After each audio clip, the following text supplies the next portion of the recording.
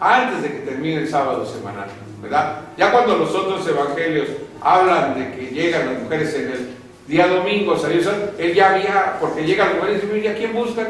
Pues a Jesucristo. No, dice, ya resucitó. ¿Desde qué hora? ¿No? ¿Por qué? Porque había resucitado antes de la puesta del sol, para que empezara el primer día de la semana. Pero bueno, entonces, allí ya no guardas el sábado. ¿Por qué? Así te enseñaron. La ley de la alimentación, no, pues ahí dice que Pedro tuvo una visión y que le dijo el Señor, mira, levántate, mata y come. Señor, pues yo ninguna cosa común ningún he comido jamás. Tú no te preocupes, lo que Dios le limpió, tú no lo llames común. ¿Sí? Y entonces yo le pregunto, bueno, ¿y de qué estaba hablando ahí? ¿De los animales o de qué? Porque después cuando llega con Cornelio le dice, Dios me ha enseñado que a ninguno de los hombres llame común e inmundo jamás. No estaba hablando de los animales, ¿verdad? Y todavía allá cuando decía el hermano ministro que era muy difícil entender a Pablo, ¿verdad? Cuando Pablo con autoridad le dice a Pedro, pues, ¿cómo tú te apartas de comer con los gentiles? ¿Por qué estás haciendo esto? Esto no es correcto. Y le recití en la cara, dice, ¿por qué de condenar? Porque tú judío, entonces él se apartaba, no quería, no porque iban a comer con los gentiles comida inmunda, sino simplemente porque para él parecía, como se lo dijo a Cornelio, a mí me parece, a Dios le parece una cosa desagradable que coma con los gentiles, pero ya me enseñó que a ningún hombre llame común a inmundo jamás. Entonces volvemos al 6 ¿cómo se llama?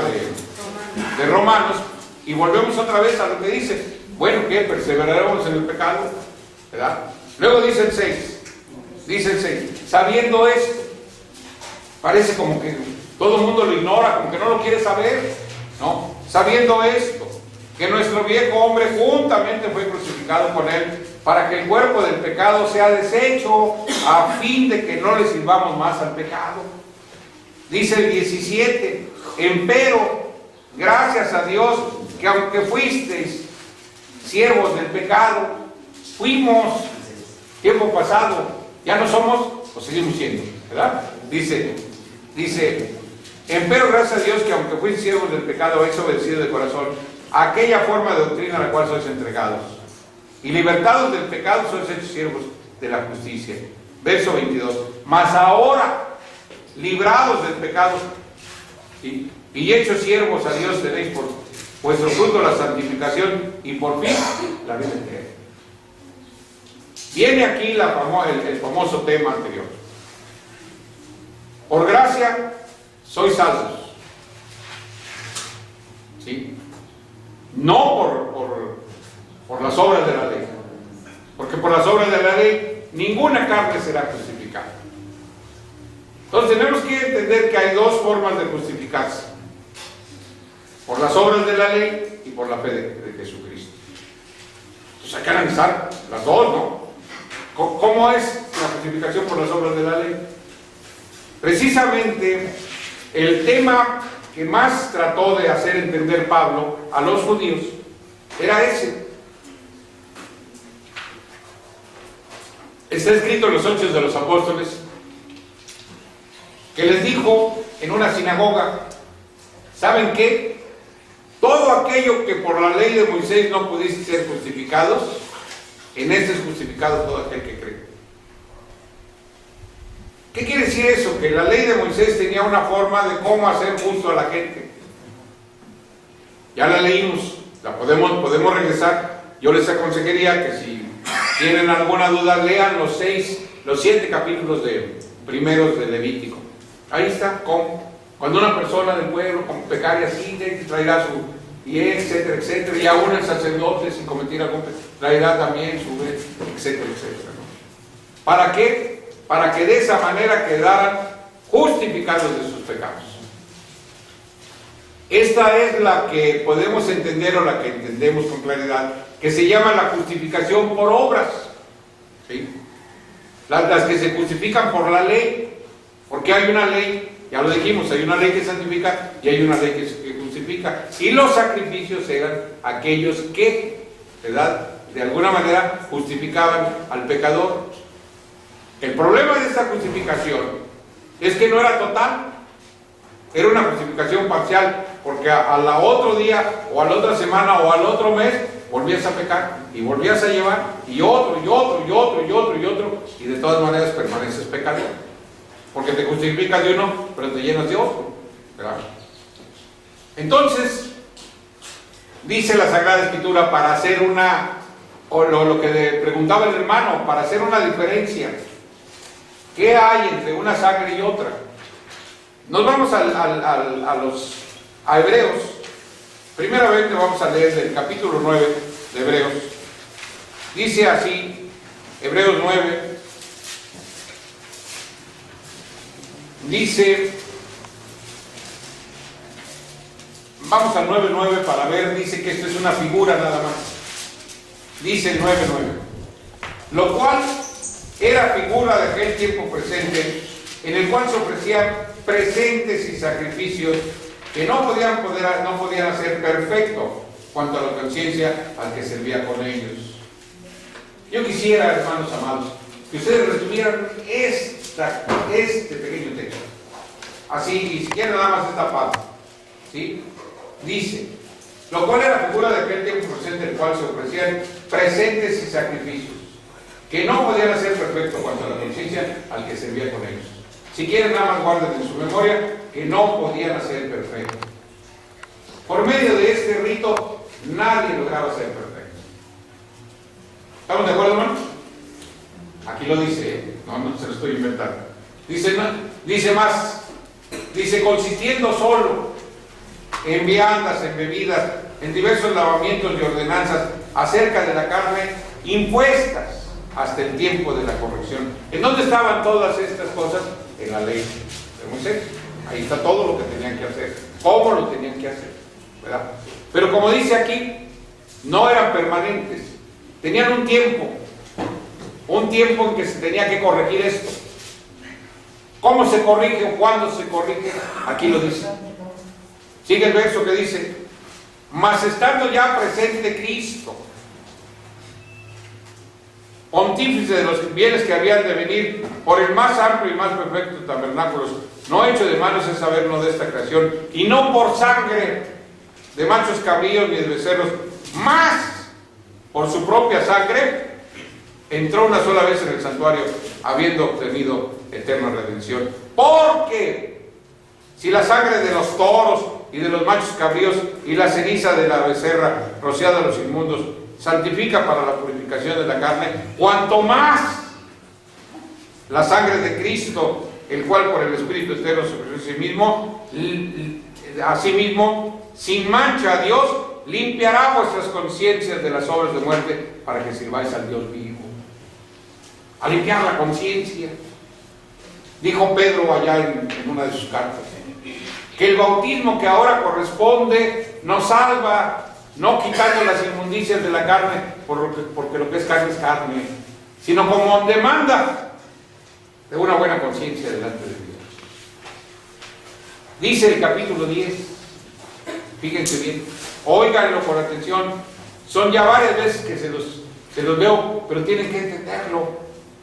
Fíjense la diferencia. Dice, verso 5. Bueno, les voy a leer desde el verso 1, para que lo entiendan más. Dice, porque la ley, ya podríamos ir indicando cuál ley, ¿no? Dice, porque la ley, teniendo la sombra de los bienes venideros y no la imagen misma de las cuales, nunca puede por los mismos sacrificios hacer perfectos a los que se llegan. De otra manera, cesarían de ofrecerse, porque los que tributan este culto limpios una vez no tendrían más conciencia de pecado. Empero en estos sacrificios cada año se hace conmemoración de los pecados, porque la sangre de los toros y de los machos cabríos no puede quitar los pecados.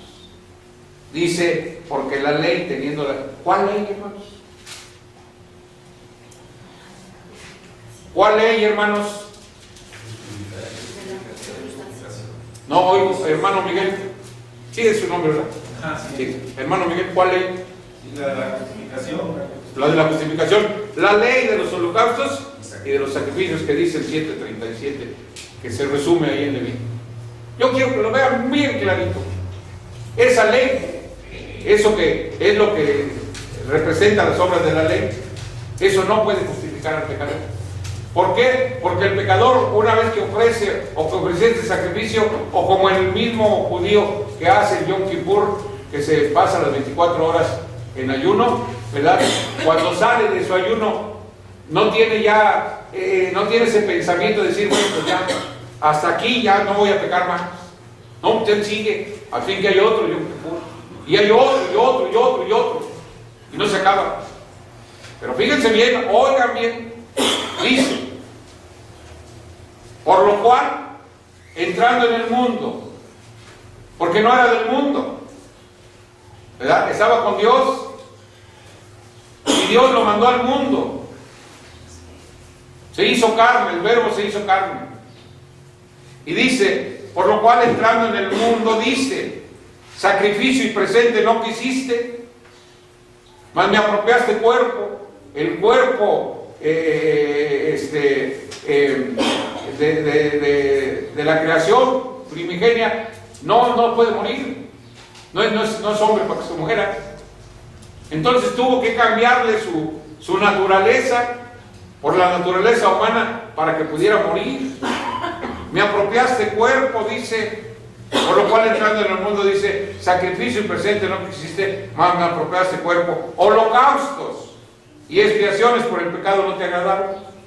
Y entonces dije, heme aquí, en la cabecera del libro está escrito de mí, para que haga, oh Dios, tu voluntad, diciendo arriba, sacrificio, presente y holocausto y expiaciones, por el pecado no quisiste ni te agradaron, las cuales cosas se ofrecen según la ley. Porque ahí está la ley, 7 capítulos primarios de Levítico, el 16 de Levítico que habla del día de Yom Kippur, que es el sacrificio colectivo para limpiarlos a todos, dice, y ese día los voy a limpiar de todas sus inmundicias, ¿sí? Y entonces dice, dijo, heme aquí para que haga, oh Dios, tu voluntad, quítalo primero, o sea, los sacrificios expiatorios en el sacerdocio de Aarón, para poner, dice, en la cual voluntad somos santificados por la ofrenda del cuerpo de Jesucristo, hecha ¿cuántas veces, hermanos? Una sola vez. ¿Sí? Y luego dice, así, la diferencia que hay entre lo que decía el hermano, la pregunta que decía el hermano, de lo que ahí se escribió. ¿Sí? Hay dos formas de expiación, de estar uno perdonado del pecado: la forma por la ley, que son los sacrificios animales, y ahora la otra, que es por la sangre preciosa de Cristo. Pero dice, aquí hace la diferencia entre una y otra. Dice así que todo sacerdote se presenta cada día ministrando y ofreciendo muchas veces los mismos sacrificios que nunca pueden quitar los pecados. Pero este está hablando de Cristo, habiendo ofrecido por los pecados un solo sacrificio, para siempre está sentado a la diestra de Dios, esperando lo que resta hasta que sus enemigos sean puestos por estrado de sus pies, porque con una sola ofrenda hizo perfectos para siempre a los santificados. La ofrenda del cuerpo de sacrificio de Cristo, la sangre preciosa que nos limpia de pecado, está una sola vez. ¿En dónde está? En el bautizo. Por eso el bautizo dice que es una forma, ¿verdad?, en la que se representan dos cosas: la muerte. Los que bajan a las aguas tienen que morir. ¿Morir a qué? Claro. Y luego, después de morir ahí, de morir al pecado, van a resucitar para vivir ¿en quién, hermanos? En Dios, en Cristo. Pero ¿quién es el que vive en Dios? ¿Quién es el que vive en Cristo? ¿O quién es el que puede certificar que tiene a Dios en él? Acuérdense que dice la Escritura que somos el templo de Dios. Si es que Dios vive en nosotros. ¿Cuándo vive Dios en nosotros? Cuando somos humildes y nos queremos someter a su ley, cuando nos queremos comprometer con su voz, cuando queremos hacer lo que Él manda, no lo que se nos pega la gana. Los que son de religión, quiere decir estar ligado con Dios, ligarse con Dios. ¿Quién está ligado con Dios? El que oye su voz y hace su voluntad. Pero el Señor de enfrente, llámese como se llame, Lutero, Calvino, de acá de Estados Unidos, Smith, todos esos, pues siguen a esos, pero no a Dios. Porque no revisan palabra de Dios para hacer lo que Dios ha mandado. Y entonces, como les decía yo, hacen el coctelito, ¿no? ¿Sí? Tú ya, ¿qué te preocupas? Por gracia sois salvos. Oiga, pero que no te preocupes si pecas. Hasta tuercen algunos textos. En la primera de Juan está escrito, dice la primera de Juan, que hay que saber, por lo menos mínimamente, la conjugación de los verbos, ¿no? Dice la primera de Juan, hermanos míos, así. Primero dice, lo que está pidiendo Juan, dice, es que no pequemos. Dice, primero de Juan 1:9, si confesamos nuestros pecados, Él es fiel y justo para que nos perdone, ¿verdad? Para que nos perdone nuestros pecados y nos limpie de toda maldad. ¿Sí? Bueno, si dijéramos que no hemos pecado, lo hacemos mentiroso y su palabra no está en nosotros. No, sí, nosotros éramos pecadores, fuimos pecadores, ¿verdad? Pero luego dice el 2, hijitos míos, estas cosas os escribo para que no pequéis. Dios, a través de sus apóstoles, de sus siervos, nos está enseñando a no pecar. Pero luego dice, y si alguno hubiere pecado, abogado tenemos para con el Padre, Jesucristo el justo. Y entonces el predicador dice, hermano, ¿usted qué se preocupa? Si usted peca, aquí está Cristo. Digo, no, Señor, porque si usted entiende los tiempos, hubiéramos ese tiempo pasado, presente, futuro. Pasado. Entonces, si hubiéramos, sí, todos venimos de allá, todos venimos del pecado, pero ya entendí. Y luego sigue diciendo con toda claridad, dice, y en esto sabemos que nosotros le hemos conocido si guardamos sus mandamientos. ¿Sí? El que dice yo le he conocido y no guarda sus mandamientos, el tal es mentiroso y no hay verdad en él. Dice el capítulo 3, que está aquí a la vueltecita, el verso 7. No sé por qué lo escribió, a lo mejor sabía que iban a salir los millones de predicadores mentirosos, ¿no? Y dice el 7, hijitos míos, porque Juan era así muy dulce. Juan era aquel de los discípulos del Señor que se recostaba en el pecho del Señor y el Señor lo admitía, era el único. Y lo quería mucho. Lo quería tanto que los apóstoles se encelaron de él, ¿verdad? Le reclamaron, bueno, ¿y este por qué va a quedar? ¿Por qué este no sé? Porque entendía que no se iba a morir, ¿verdad? Y no lo había dicho el Señor, pero sí veían el afecto. A él le dijeron, mira, tú eres el de más confianza, el que te quiere más, tú pregúntale a ver quién es el que lo va a entregar, ¿verdad? Todos detallitos que ve uno en la Biblia y dice, ay, caray, qué cosa, ¿no? Bueno, pues este hombre tan dulce, tan así, dice, hijitos míos, no se engañe ninguno. El que hace justicia es justo, como él también es justo. El que hace pecado es del diablo, porque el diablo peca desde el principio. Para eso apareció el Hijo de Dios, para deshacer las obras del diablo. Cualquiera que es nacido de Dios no hace pecado, porque su simiente está en él. Y no puede pecar, porque es nacido de Dios. Los que son de Dios no pecan. ¿Y qué es el pecado? Es la transgresión de la ley. ¿Y quién es de Dios? El que acepta a Dios, el que acepta su palabra, aquel que acepta lo que dijo Dios. Ahora pues, ¿qué es lo que Dios pide de ti? Que lo ames y que guardes sus mandamientos. En conclusión, hermanos, ya entendimos lo que es la ley, ya entendimos lo que es la gracia. No nos costó nada a nosotros tampoco, ¿verdad? Ser justificados por la sangre preciosa de Cristo no nos costó absolutamente nada. Lo único que nos está pidiendo el Señor es lo que le pidió a su pueblo Dios en el monte del Sinaí, la santidad. ¿Qué es la santidad? El apartamiento. ¿Apartamiento de quién? Apártate del pecado. No peques más. Oye a Dios, a su voluntad. ¿Qué son las obras de la ley? Las obras de la ley son la forma como tenía el pueblo de Israel de justificarse de sus pecados, que eran los diversos sacrificios que se hacían. ¿Qué es la gracia? El don inmerecido de los hombres, porque a través de la sangre preciosa de Jesucristo fueron perdonados de todos sus pecados, con la condición de que no pecaran más. ¿No es así, hermanos? Pues vean ustedes, qué hermosa es la palabra de Dios cuando se tiene la capacidad de análisis Dice, por eso es tan grande, más grande que el judaísmo, porque el judaísmo todavía detenta el día de Yom Kippur. Y les voy a leer un texto para que ustedes vean. La condición del pueblo de Israel es una condición pecaminosa. No nos alegremos ni nos lamentemos de eso, porque dice la Sagrada Escritura que esa situación fue dada así para que nosotros tuviéramos oportunidad. Dicen los textos, que ya sería otro tema, pero que les adelanto. Dice, por ejemplo, en Romanos 9 y 2 de Efesios, dice así, miren, dice Romanos 9, con toda claridad. Dice, verdad digo en Cristo, y no miento dándome testimonio, mi conciencia en el Espíritu Santo, que tengo gran tristeza y continuo dolor en mi corazón, porque deseara yo mismo ser apartado de Cristo, por mis hermanos, los que son mis parientes según la carne, que son israelitas, de los cuales es la adopción, la gloria, el pacto de la ley, el culto y las promesas.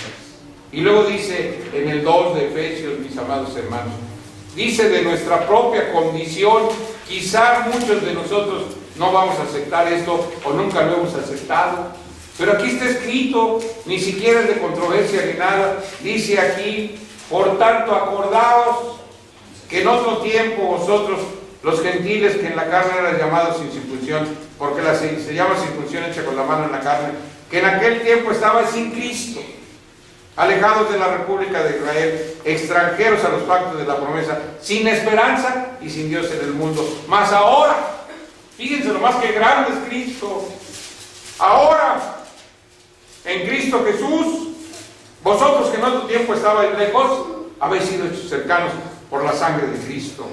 Porque Él es nuestra paz, que de ambos hizo uno, derribando la pared intermedia de separación, dirimiendo en su carne las enemistades, la ley de los mandamientos en orden a ritos, para edificar en sí mismo a los dos en un nuevo hombre, y haciendo la paz y a reconciliar por la cruz con Dios a ambos en un mismo cuerpo, matando en ella las enemistades, y vino y anunció la paz a vosotros que estabais lejos y a los que estaban cerca, que por Él, por Cristo, los unos y los otros, tenemos entrada por un mismo Espíritu al Padre. Así que ya no sois extranjeros ni advenedizos, sino juntamente ciudadanos con los santos y domésticos de Dios. Este espíritu es muy difícil que alguien lo entienda y que alguien lo diga, no, si yo soy israelita. Hay una película, hermanos, que se llama Fuerza Delta, con Chuck Norris, y van a un avión los árabes y separan a todos los judíos, y hay un ministro ahí, no debe ser de alguna de las iglesias evangélicas, ¿no? Y él va a separarse con los judíos y le dice a los árabes, oiga, no, pero usted no es judío, usted va a esparcar. No, señor, dice, yo soy de Cristo y soy judío, como lo fue mi Cristo. Es muy difícil que entendamos y vivamos así el espíritu nuestro, en que nosotros digamos, mi Cristo es judío y yo soy judío y tengo la esperanza precisamente de los judíos. Una esperanza que precisamente por eso decíamos hace un momento, dice Romanos 11, 25 al 27, dice de su condición actual, dice así claramente, dice, porque no quiero, hermanos, que ignoréis acerca de este misterio, para que no seáis acerca de vosotros arrogantes, que el endurecimiento en parte ha acontecido en Israel hasta que haya entrado la plenitud de los gentiles. Luego todo Israel será salvo, como está escrito, vendrá de Sion el libertador que quitará de Jacob la impiedad, y este es mi pacto con ellos, cuando quitare sus pecados. Aquí está escrito cuándo, qué día se van a quitar los pecados del pueblo de Israel. Hoy el pueblo pecaminoso está esperando que llegue este día. A lo mejor no lo esperan, pero según la Sagrada Escritura, pues sí, lo están esperando, ¿no? Dice el capítulo 36, con esto termino, mis amados hermanos, capítulo 36 del libro del profeta Ezequiel, dice así, capítulo 26, verso, hermanos, pues vamos a ver desde el verso 22. Por tanto, di a la casa de Israel, así ha dicho el Señor, No lo hago por vosotros, oh casa de Israel, sino por causa de mi santo nombre, el cual profanasteis vosotros entre las gentes a donde habéis llegado. Y santificaré mi grande nombre profanado entre las gentes, el cual profanasteis vosotros en medio de ellos, y sabrán las gentes que yo soy el Señor, dice el Señor, cuando fuere santificado en vosotros delante de los ojos. Y yo os tomaré de las gentes, y os juntaré de todas las tierras, y os traeré a vuestro país, y esparciré sobre vosotros agua limpia, y seréis limpiados de todas vuestras inmundicias, y de todos vuestros ídolos os limpiaré. Y os daré corazón nuevo, y pondré espíritu nuevo dentro de vosotros, y quitaré de vuestra carne el corazón de piedra, y os daré corazón de carne, y pondré dentro de vosotros mi espíritu, y haré que andéis en mis mandamientos, y guardéis mis derechos, y los pongáis por obra. Y habitaréis en la tierra que di a vuestros padres, y vosotros me seréis por pueblo, y yo seré a vosotros por Dios. Hay un día en que, así como en el día de Pentecostés aquellos hablaban lengua, así en ese día el judío tendrá celo por su Dios, el celo que estamos hablando, y entonces todos guardarán sus mandamientos y sus derechos, que es el principio o la base del libro de la alianza, y en la que ahora sí todos harán lo que Dios ha dicho, se santificarán en Dios, y como dice aquí, ellos serán su pueblo, y Él será su Dios para siempre. Esto que está diciendo aquí es lo que nosotros vamos adelante, porque de la manera como yo les propongo creer y creer, entonces nosotros, antes que ellos, ya somos pueblo de Dios, y el Dios de Israel es nuestro Dios. Pero así, cuando entendamos esto, que es la verdad bíblica, que Dios los bendiga, y la paz de Dios con todos nosotros. ¿No me repite dónde se encuentra esta última lectura, por favor? El capítulo 36 de Ezequiel, hermano, desde el verso 22. Adelante, hermano. Hermanos, sin duda alguna, lo primero que tenemos que hacer es agradecerles a cada uno. Nos han enseñado a nosotros, por ejemplo, dentro de la ley, una pregunta que es ¿cuáles son los documentos, el orden y de aparición y el contenido de él? Todo el mundo no sabe cuántos documentos hay en la travesía del pueblo de Israel, cuántos se dieron, qué contiene cada documento, ¿sí? Y de ahí nace también la enseñanza de qué documento es aplicable, qué documento no es. Todo el mundo cree que el Antiguo Testamento es de Génesis a Malaquías. Y no, el Antiguo Testamento es un documento. ¿En dónde está ese documento? Está en la Biblia, ¿sí? Y el documento tiene sus, como decimos hoy, el testamento, que es pues un contrato de cláusulas, ¿no? Donde hay un heredero, donde hay una herencia, y donde hay el que hereda todo, ¿no? El testamentario. Y lo mismo el Nuevo Testamento. Pero la gente ha llamado al Nuevo Testamento, pues, de Mateo, Apocalipsis, y al Antiguo de Génesis a Malaquías, y luego dicen, ¿sabes qué? Pues el Antiguo Testamento ya no aplica. ¿Cómo que ya no aplica? Espérate, si el mandamiento de Jesucristo es escudriñar las Escrituras, porque en ellas tenéis la vida eterna. Y cuando dijo esto el Señor, no existían las Escrituras griegas, todavía no se escribía nada. ¿Y a cuáles Escrituras se refería? Pues a todas, de Génesis a Malaquías. Pero bueno, ¿alguna pregunta, hermanos? No hay, no quedó alguna duda por ahí, alguna pregunta, algo que quieran que se amplíe, con todo gusto. Si no, pues, si nacen después, hermanos míos, tienen los datos de nuestro hermano David. Les dejamos un correo para que ustedes, por favor, manden sus comentarios y sus dudas. rromeroisa@gmail.com o hotmail.com.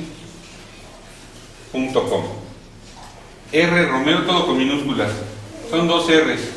rromeroisa@gmail.com o hotmail.com, cualquiera de las dos, ¿sí? Ahí están, y ahí con todo gusto recibimos sus dudas, sus temas que quieran que se platiquen, cualquier cosa, si quieren que les mandemos algún